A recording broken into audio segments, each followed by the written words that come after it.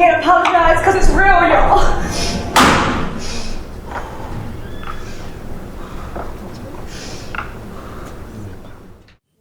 Before we get to a discussion about the larger idea of the show, there was a lot of emotion on stage tonight, and I want to address that. The outside world came in here.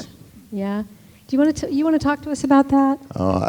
I was just saying, I think it's hard to not be affected by everyday events. You know, I think we're all affected by the things that we're seeing on our news feed and on the news and seeing on the covers of newspapers, and there's so much negative energy right now. It's tough not to be affected by it. You know, these are our extended family members, our cousins, our uncles, our brothers, our fathers. So I think, you know, being in touch with dance and music, it puts you in a special position to be in touch with all of your ancestors, past and current. So when your family is going through something tough, you feel that pain, and it's just hard not to be affected. So I think we all share that. Well, I think honest moments like what happened tonight, it's this what we do here. I don't know about other forms, but in tap dance, we have a lot of freedom to express, and it's if you are really in tune with yourself and with what's going on, then it's very hard to leave that at the door when the form allows you that freedom. I've been watching the news all day, and before I had every intention to do the buzzard loop, which is a ritual that the enslaved Africans did during slavery, where they put a cloth in the center and they danced around it. And it was to honor the ancestors that had been discarded as slaves. And I thought about that, and it's not an accident that that was something that I wanted to do for this show. And it's not an accident that tap, that rhythm, allows us the freedom to heal, to protest, and that confusion, that exhaustion that continues to live in that perseverance, all of that living in one body, but then shared with these bodies. The title of the show comes from Jimmy Slide, yeah?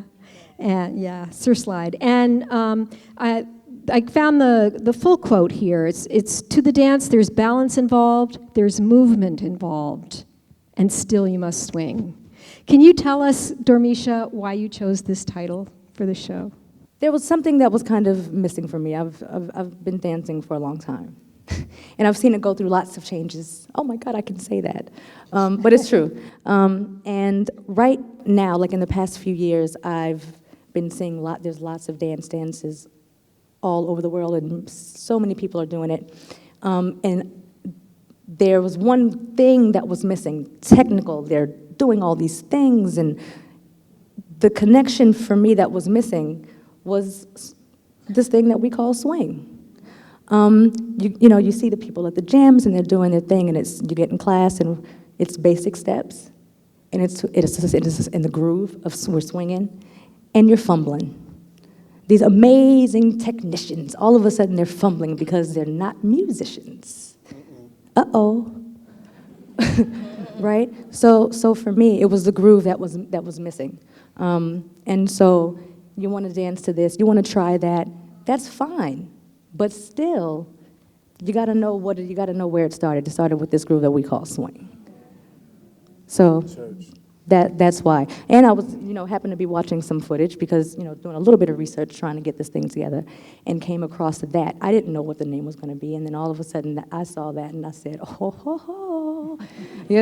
Thank you, Sir Jimmy Slide, yeah. And I heard you say church. For us, the swing is being connected, is a legacy of beautiful people that lived much longer than us before us and sacrificed so that we could be here. And we're trying to stay connected to that and be respectful of that. There are dancers today who have disconnected from that, and plan on conquering the world, but they don't have that swing, so they won't really accomplish very much. Swing is like home base for us, you know, and it's okay to travel and explore and see what else is out there and add to the pot, but you got to always check in at home base and see, does this apply? You know, is this part of the tradition? And, you know, is this where it should be? Can you tell us about how Camille was brought into the show? It started with the first time I ever saw her, which was forever ago, in Marcus Garvey Park, in Harlem.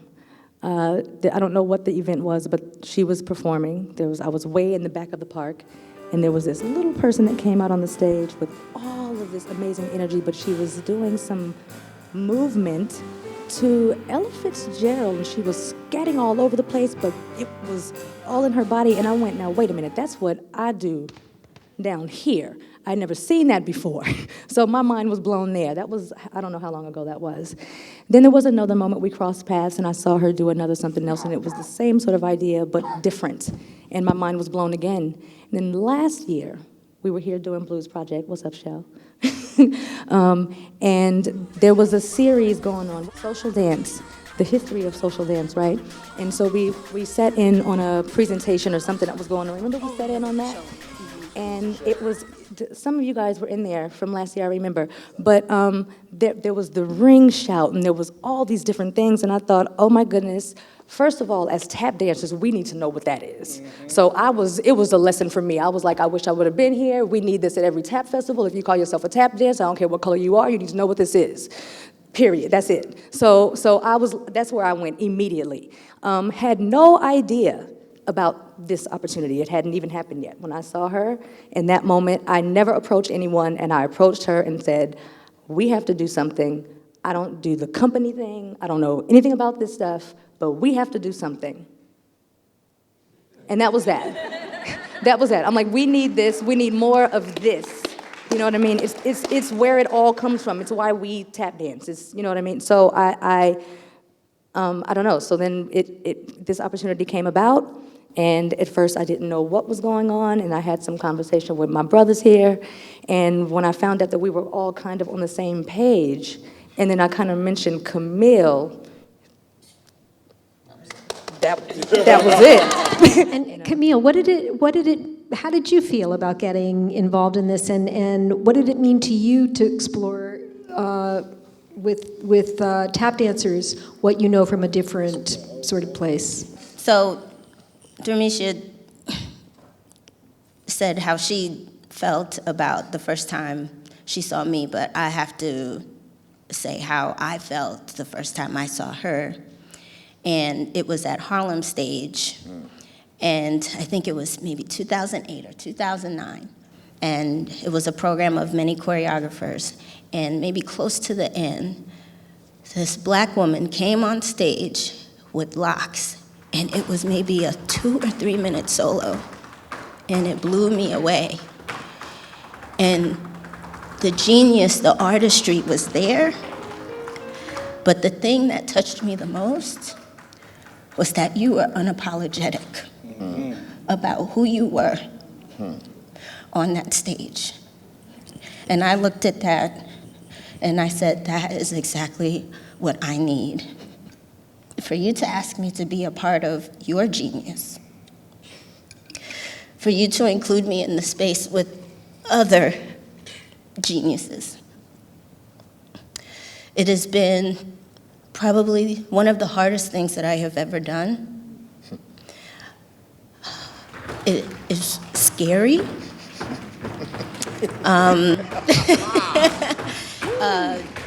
It's scary. It's scary. And I had to tell myself, live in your skill, live in your skill, because they're living in their skill. They're living, so you have to live in there. They picked you for a reason. You're up here, and it's not about you being a tapper. It's about you honoring who you are and how rhythm lives in your body and how that connects to them. Does he think that tap dancers have to be close to their emotions the way we saw these dancers tonight? My favorite Tap dancers are the one. Yeah. Artists in general, though, maybe. Like, I don't know if that's just tap dance. You know what I mean? If I don't believe you, I probably won't enjoy what you have to offer. Yeah, it definitely helps. You know, it's another layer. You come out, you can just do your thing. It has no projection, you know? You can come out and you can do all the over-the-tops and the, you know, a million wings on one foot and land on your pinky toe. Let me see that. But why? You know, but why? And why? What was the purpose? Ouch. Other than, oh, it makes the audience say, yay, and they go, oh, did you see that wing with the pinky toe? That's all they walk away with. But, you know, when you have that extra layer, the emotion, oh, that was a fun experience, or that was very deep, or that was, and then all of this, and then that too is, you know, it helps. I don't even know if it happens every time for me the same way, though. Is dancing with certain people in certain situations, I mean, I had no idea what tonight was going to be. You know, when she got struck first, I was no good back then. We still had a show to do. Some of my favorite dancers were, well, I mean, I think the first cat that really hit me hard emotionally before the feat was Bunny Briggs. Because in Black and Blue, again, Can you tell people who Bunny Briggs is? They might not know. Dr. Bunny Briggs was one of the great tap dancers originally from New York City, but he was one of the tap dancers who maintained throughout the era when tap wasn't as commercially popular. He continued to work with big bands, Duke Ellington, Count Basie, everybody, and kept the art form visible. And by the time there was a renaissance of tap within commercial venues, he was at the forefront. So when Black and Blue came back to Broadway, he was the star. And I mean, he danced to In a Sentimental Mood. So in the show, we had a little medley of songs, which were all tunes of great tap masters. These are songs that they would dance to, and maybe songs that we were familiar with them watching them perform. So, you know, Bunny first, and then Gregory Hines. Gregory Hines could just stay in one spot and do a heel drop and have you completely engaged in that one heel. You'll just be like, he ain't doing nothing technical at all. So, yeah, those are my favorite cats. When I think about like just raw feeling, you know, and then the technique and steps and musicality, that's there too with so many other dancers. But when somebody hits you, and it can be a pose. It could just, I mean, Bunny would stand there, or Jimmy Slide would stand there and not move, and it was like Michael Jackson. You know what I mean? It's just in that one pose, and that image is burnt into the back of your mind. So the question is about the response of the audience and how that affects the performers. We love to hear that you all are into it and engaged, that you're feeling what we're putting out there. Plus, we had some family out there, and so that understood what we were saying. always changes the dynamic, you know. I know there's a lot of beautiful people out here, but we were sharing with family, so it's, you know, a little more specific. Yeah, it was different. I felt like, you know, my tribe is here. You know, when you hear it, and it's like, there's nothing like when you do a move and there's someone in the audience that understands exactly what that is and where that comes from. And when they give you that energy of aha, it's joy. The question is about how much of the show was choreographed, how much was improvised. Anytime we're doing some fast, crazy something, Dormeshia made that.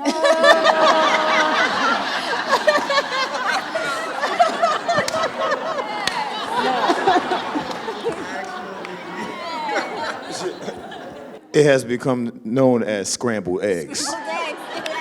Every time we talk about one of those sections, scrambled eggs. Clearly sometimes that you are working together, and that is clearly set choreography.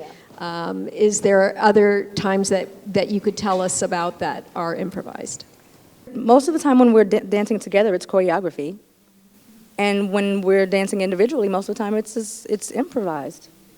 Even within so we may, you know, do something together in the first part of the number, and then you see these solos that happen. All of that stuff is definitely improvised. Even the interaction in between, we don't know what's going on. I mean, it's fun. It's fun. We're just open. It's jazz, you know.